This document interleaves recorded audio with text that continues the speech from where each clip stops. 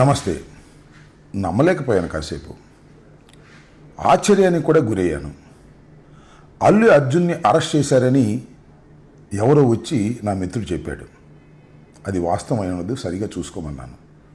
తర్వాత టీవీలు ఆన్ చేస్తే అన్ని టీవీల్లోనూ అల్లు అర్జున్ అరెస్ట్, ఆయన ఉస్మానియా ఆసుపత్రికి తరలింపు, కాసేపట్లో నాంపల్లి కోర్టులో హాజరు, రిమాండ్కు వెళ్లే విధంగా కేసు పగడ్బందీగా పెట్టినట్టుగా అర్థమవుతూ ఉంది. ఏమిటి అన్యాయం నాకు అర్థం కాదు. అల్లు అర్జున్ అంతర్జాతీయ ఖ్యాతిని గడించినటువంటి వ్యక్తి. పుష్ప 1, పుష్ప 2తో తెలుగువారికి గొప్ప పేరు ప్రపంచవ్యాపితంగా తీసుకొచ్చాడనేటువంటి భావనతో అందరూ తెలుగు వాళ్ళు ఉన్నారు. జరిగిన తప్పేంటి? సంధ్యా థియేటర్లో ఆ రోజు సినిమా చూడటానికి ఎప్పటిలాగానే, అంటే తన సినిమా రిలీజ్ అయినప్పుడు కుటుంబంతో సంధ్యా థియేటర్కి వెళ్ళే ఆనవాయితీ ఉన్నటువంటి హీరో అల్లు అర్జున్ ఆ రోజు సినిమాకి వెళ్ళాడు. దురదృష్టవశాత్తు తొక్కిసలాట్లో చనిపోయారు. నిజంగా దానికి అల్లు అర్జున్ బాధ్యత వహించాలా? ప్రభుత్వం బాధ్యత వహించాలా? సెక్యూరిటీ కల్పించలేనందుకు ఎవరు బాధ్యత వహించాలి? ఇది ఒక కీలకమైన ప్రశ్న.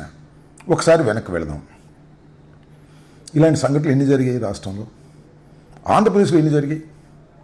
చంద్రబాబు నాయుడు గారి ఎన్నికలకు ముందు సభలు పెట్టిన చోట తొక్కిసలాట్లో చనిపోయారు.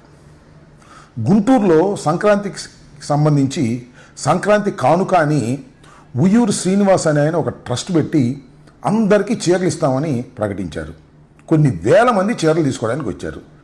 చంద్రబాబు నాయుడు గారు 2 చీరలు పంచి వెళ్ళిపోయాడు. తర్వాత తొక్కిసలాట్లో 3-4 చనిపోయారు. అలాగే దానిపై నెల్లూరు దగ్గర కూడా ఇలాగే ఒక చోట చనిపోయారు. అక్కడ దాకా ఎందుకు? పుష్కరాల్లో చంద్రబాబు నాయుడు గారు ముఖ్యమంత్రిగా ఉన్నప్పుడు 2015 పుష్కరాల్లో, గోదావరి పుష్కరాల్లో సుమారుగా 29 మంది పైచిలకు చనిపోయారు. ఎవరు దీనికి బాధ్యులు? చంద్రబాబు నాయుడు గారు వహించాలా? లేదు. ఘరానా మొగుడు సినిమా సూపర్ హిట్ అయింది.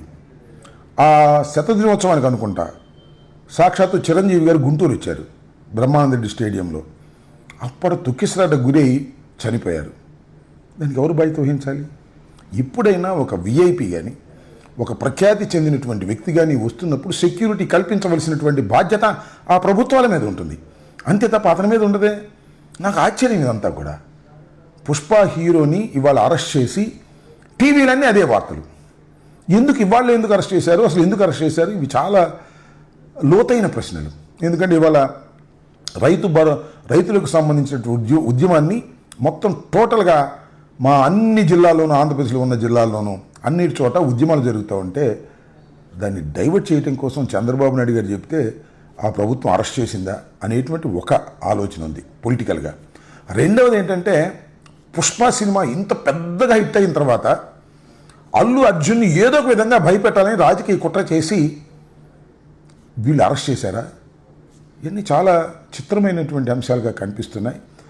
అల్లు అర్జున్ సినిమా అద్భుతమైన విజయాన్ని సాధించిన తరువాత ఆయన్ని తెలంగాణ ప్రభుత్వం ఇష్యూస్ని డైవర్ట్ చేయడం కోసం, ఆయన మీద కక్ష తీర్చుకోవడం కోసం ఒక కుట్రపూరితంగా వ్యవహరిస్తుంది అనేది నాకున్నటువంటి అవగాహన మేరకు చెబుతున్నా.